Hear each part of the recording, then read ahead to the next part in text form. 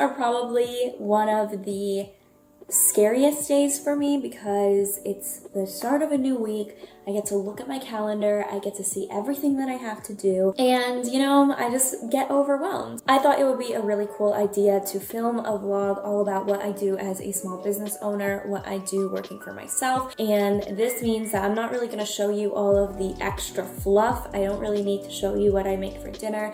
I don't need to show you what I make for breakfast. I don't need to show you my workouts. I do want to show you how I schedule my day, how I schedule my time, and just what I do as a small business owner. So if you guys don't know, I am a YouTuber. That is where majority of my income does come from. Still to this day, I definitely rely on my YouTube income, definitely full time. However, I do have multiple streams of income, which include my Patreon account, it includes my YouTube channel, it includes my podcast, and I recently did start my own agency, which is kind of going through a revamp, and I really had to structure it in a way that made sense for my life and for me, and something that I wanted to do rather than just say yes to absolutely every client that came my way, because that's not how to run a successful business. You have to say yes to your desired clients just as they have to say yes to you. Something that I have learned so much this year, because I have had a lot of clients that I just realized we weren't a good fit. I kind of just said yes to them because I needed clients, and so I'm very happy that I've kind of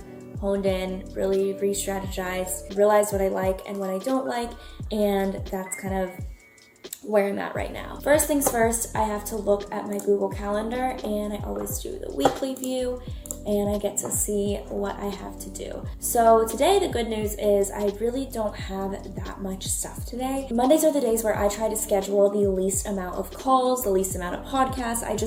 I don't like scheduling things on my calendar on Mondays because I do get very overwhelmed. I get a little stressed. So I'm like, let me just have Mondays be a kind of to-do list day where I'm just getting a bunch of stuff done rather than taking appointments and taking calls. However, this Monday is a little bit different. I actually am recording a podcast. It is with the CEO of Slidebean. If you guys don't know what it is, it's pretty much my new favorite YouTube channel. They talk all about startups, how startups are kind of made. They go through pitch decks. And so I'm interviewing the CEO of Slidebean, and their company model is that they actually create pitch decks. So they have this YouTube channel as like a marketing tool for their company, which I just think is absolutely genius. I'm inviting him on my podcast, and he's actually in Costa Rica, so we're doing it virtually on Zoom, obviously. And then after that, I actually have a call with someone. So I do have a call from 1 to 2, and it is with a project that I'm working on, and that's also something really exciting that I don't really want to share because it is a little bit premature. And then I also have to tell my new social media manager that she got the position and ask if she wants to accept it. So that's everything I have to do today. Right now I'm getting ready to record a podcast, so I have written down some questions for my podcast interview, and I am getting ready to record. I know a lot of people say that podcasting might not necessarily have anything to do with creating your own business or being a business owner, but I actually don't think that that's the case. Podcasting might not be in every single small business owner's to-do list or activities, but for me, I actually love using podcasting as a way to scale my business, and podcasting is a really, really great way and super underrated way to make connections and meet people. If you think about it, people love talking about themselves, and podcasting is a win-win because other people are able to market their own business, their own product themselves, and they're exposed to your entire platform and your entire audience. But then you also spend 45 minutes with that person, getting to know them, talking to them, and at the end of the 45 minutes, you definitely feel like you two know each other. If later down the road you need them for a connection, or they could be a potential client of yours, or even they could be a potential mentor for you, I think podcasting is super, super underrated, and it's just a great marketing tool in general. So I'm very grateful that I am able to do the podcast.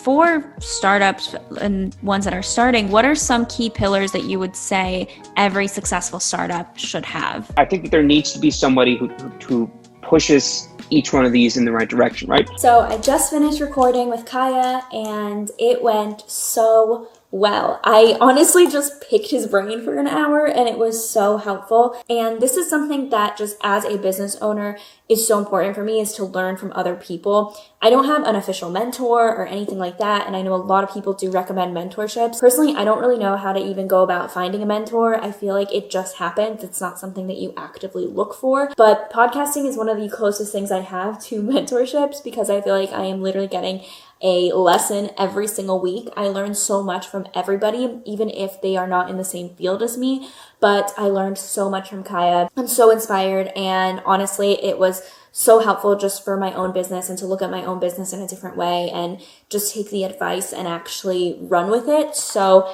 that was amazing. I'm so thankful for that.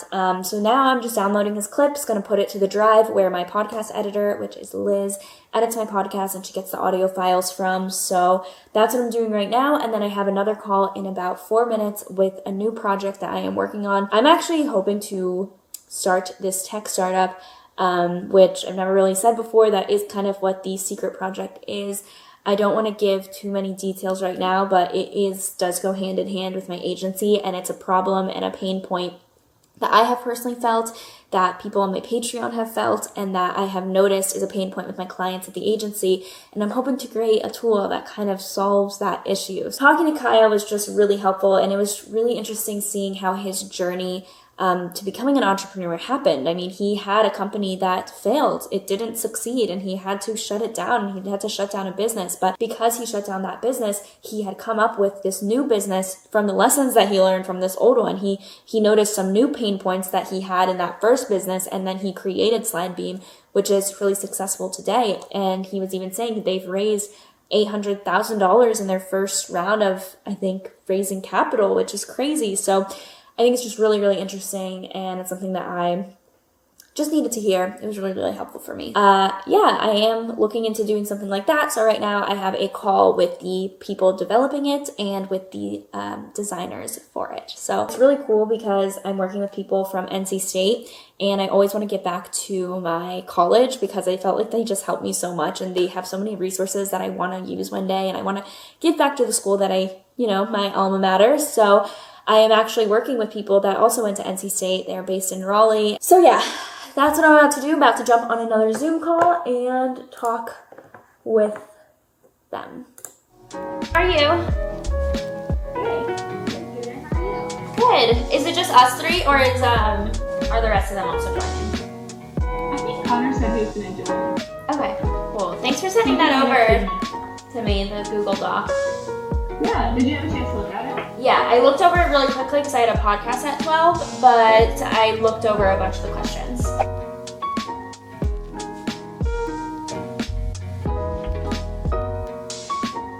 It is the next day, and I am back at my computer going through ClickUp, answering a bunch of emails, and communicating with my team. So right now I am putting together everything that the new social media manager is going to need to know, putting together their space on ClickUp, and I think I'm going to do a video all about how I organize my life. So if that is something you're interested in, like details, technical details, tools I use, screen sharing, all of that, then please let me know. And before I talk about anything else, I did want to say thank you for Squarespace for making all of this possible and for sponsoring today's video. If any of you guys are watching this and you guys are thinking you want to start your own business, you might already have a business, I think the first step that you need is a website, and that is for anyone. Like if you have any sort of business, you need a website. Regardless if it is just on your own, if you're a solopreneur, if you have a team, whatever it is, Squarespace is definitely the best route for you to build your own website. You don't need to know how to code, so you can cut the developer cost, and Squarespace is very affordable, especially if you guys use my 10% off coupon code, which is Natalie Barbu, or you can click the link down below. But you can start building your website today, and literally next week you can have a professional website. Honestly, in about 10 minutes you can have a professional website, but it might take you longer than that to customize everything to your liking. So it is super customizable. There's so many themes. There are so many analytics. As a business owner, that is so important. You want to see how customers are coming in, what they're looking at, what pages they go on, what searches they did to even find your page to make sure that your SEO is up to par. There's also so many other tools integrated within it that it honestly just makes your life so much easier. Definitely check it out. I highly, highly recommend it. And I just want to thank them for making this all possible, because when I started my website, that was the very first place I went. So click on the link in my bio to check it out and get 10% off. But yeah, I want to thank them for sponsoring today's video. Today is also the day where I paid out my bonus to Hani. So I gave her a bonus. She is a contractor. She's not full-time with me.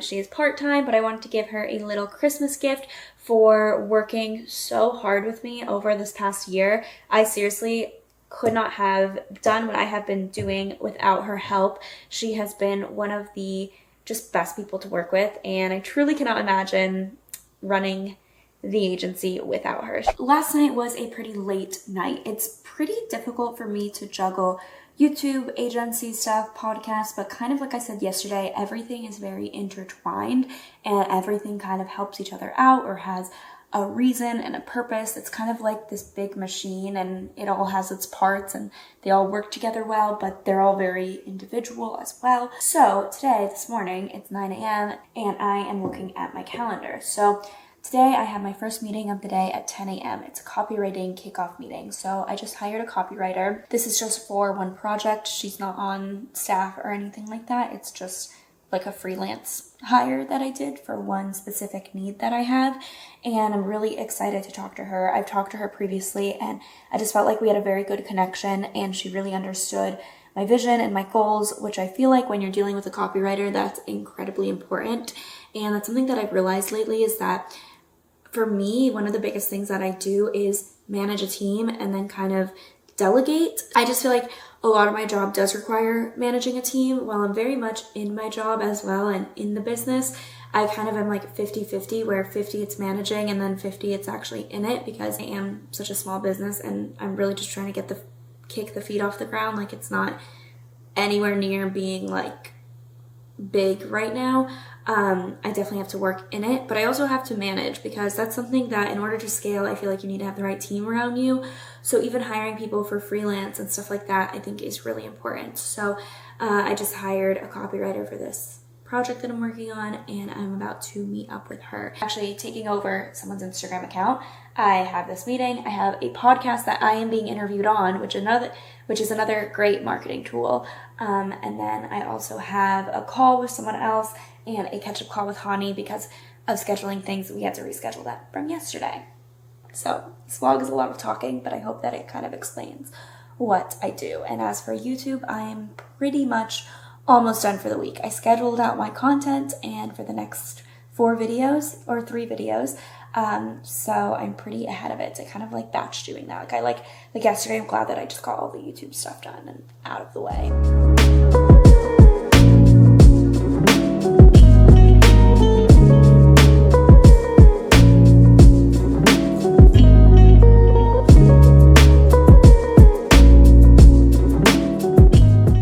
Another thing that I do that I think is very, very important is connecting with you guys, connecting with my audience, connecting with my Patreon members.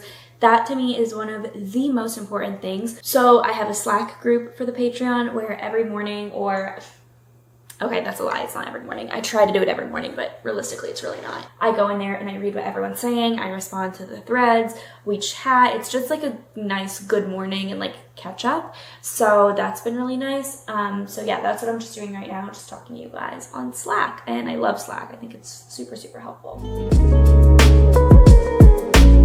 Thank you for rescheduling so many times. I'm so sorry about that. I usually do not like reschedule that many times, and it was like just with you. Everything was like just your appointment. I was like, oh my god, I'm so sorry about that. So pretty much this whole video is just gonna be me sitting at my desk, because that is what I do when I am working on my own stuff and on my agency. So I had the copywriter call, I had the catch-up call. It was all really, really great, and I just love that they understand my vision so well. And I actually was thinking afterwards about company culture and what I want for my company moving forward and my business moving forward. I actually wrote down in my kind of entrepreneurial bullet journal that I just recently created. And I started just writing down some kind of like a bullet journal, but for entrepreneurship stuff. So I wrote down company culture. So I'm going to read it actually out to you guys because I think that it's something that is really important. I want to be held accountable on it. And I think that it's something that I actually have been meaning to do. I keep saying it and then I haven't done it. So today I was just like, what are you doing? You have to do it. I wrote it down while listening to a podcast, and I took a lot of inspiration from other companies. I looked up some other companies' company cultures, and the one that I personally liked the best was Netflix. I know large corporations and large companies are going to have their issues. I don't really know much about Netflix besides reading the book about the original founder of Netflix, which I highly, highly, highly recommend. I think it's called That's Never Gonna Work or something like that. It's such a good book. They're known for kind of having a good company culture. And I remember in the book, he was saying that his HR person that he hired was one of the most important hiring decisions he had to make because they really do kind of shape your company culture. And he was just saying that their HR lady was amazing. I decided to write this down and I took a lot of inspiration from them. So I know Netflix has like unlimited PTO, which there's a lot of controversy with unlimited PTO because then you don't feel you feel pressure that you can't take days off. But if you have like a set number, like 15 days PTO, then you don't feel guilty for taking those 15 because you know that you're allowed to. But with unlimited, it's like, well, now I feel guilty for asking for any single one because unlimited means you could technically take 30 days off, but like that doesn't look good, so people feel guilty taking any days off. It's kind of like psychological, where actually people take less days off when they have unlimited PTO than when there's not unlimited PTO, which I find very interesting, even though I do think that that's not really the mindset behind why I would want to have unlimited. So anyways, let me just read my company culture. So the first one is freedom and responsibility, investing in higher performance employees, rewarding high performers, and no set hours, just get your work done. I already do that now. I always tell anyone that I work with, you don't have set hours. You don't need to be online at 9 a.m. and log out at 5 p.m. I think that is very outdated for me personally. I know some people like that structure. I personally would rather have you just get everything you need to get done. If that doesn't take you that much time, then great. If you want to work at like 3 p.m., then great, as long as you get your work done. Next is good judgment, so make wise decisions, treating the root of the problem and then thinking strategically. Communication is key, so listening well and addressing issues quickly. I never want any issues to build up. Someone that can communicate if there are any issues. I would rather address issues right away than wait for them to try to fix it or wait for it to kind of go away, and then by the time you address it, it's an even bigger issue than a week ago or a month ago. The next one is innovation is rewarded. So good ideas are rewarded, and be willing to share any ideas. I think rewarding people for good ideas is always going to set a good company culture. You're going to encourage more ideas in the future. The next one is passion is your purpose. So be passionate about something in your own life and be passionate about our company's vision. So I want someone to be passionate about something in their own life, not necessarily our company. Of course, that's why I included be passionate about our company's vision. But I think having passion and being a passionate individual will translate well no matter what you do. So I love when people have other passions outside of work. And I think that that's actually something that I really, really appreciate and I feel like I can relate to. So I'm always looking for just passionate individuals in general. Diverse people, thoughts, and ideas. It's more than just what you look like. Of course, I want to have diversity in every aspect of that word. So I do want to have people that come from different backgrounds. I do want to have a diverse team because I think that brings in new thoughts, new ideas, things that I necessarily wouldn't have known about. So one book that I recently read was Lean In by Sheryl Sandberg. The company that she worked at, when she was pregnant, she had to park all the way in the back. All of the parking spaces in the front were taken, and she was like 8 months pregnant walking in from so far away. So she brought in to the CEO, we should have rooms for expectant mothers, or we should have parking spots for expectant mothers. They would have never thought about that. Two men would never think about that issue because it doesn't affect them. And it's almost like you can't even blame them for not thinking about that because it doesn't affect them. But because she was a woman, she brought in that thought, and she brought in something that she knows is a pain point for her. So I think that's something that just diversity in general, whether you're bringing in people of color, whether you're bringing in women, whether you're bringing in anyone of any background, any, like, you bring in new thoughts and new ideas that you might not think about because it doesn't apply to you, but that doesn't mean it's not important. But yeah, I wrote down that company culture, and it's just really, really important to me. And so I did want to share that with you to kind of give you more of an insight on how I want to run my business and how I want to run my business moving forward. And I hope that that also kind of gives you an idea, if you are starting a business, that even when it's small, even when it's from day one, you should have an idea about what your company culture is going to be. I'm back at my desk, but a few days later, I just wanted to close off the vlog. I hope that you guys like this. I know it was a lot of rambling. I didn't really get up from this desk at all, so it was a little bit different than my other vlogs, but let me know if you guys liked this, if you guys liked getting an insight. And I also noticed I didn't really explain everything that I do, so if you want another video just all about what I do in the sense of like what is my agency, then let me know, because I realized in this video I didn't say it, and I was like, I'll just include that in another video if you guys are curious. Like I said, we're going through a revamp, so once that is over, I'm definitely going to be sharing like the website and everything like that on all my social media platforms. But if you guys are curious, definitely let me know. And I also get a lot of questions about career opportunities. If I'm hiring, people send me my resume. You can follow at Barbu Agency and check out any, like, I'll post on the stories there and in like highlights if I am hiring. But as of now, when you watch this video, I am not hiring, so hold off on sending me your resume.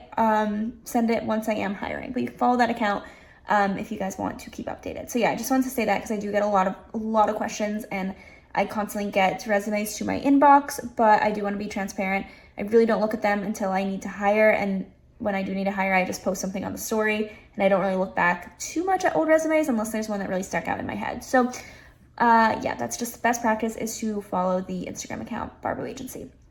Anyways, thank you so much for watching this video if you guys made it this far, and I will see you guys in my next one. Bye guys.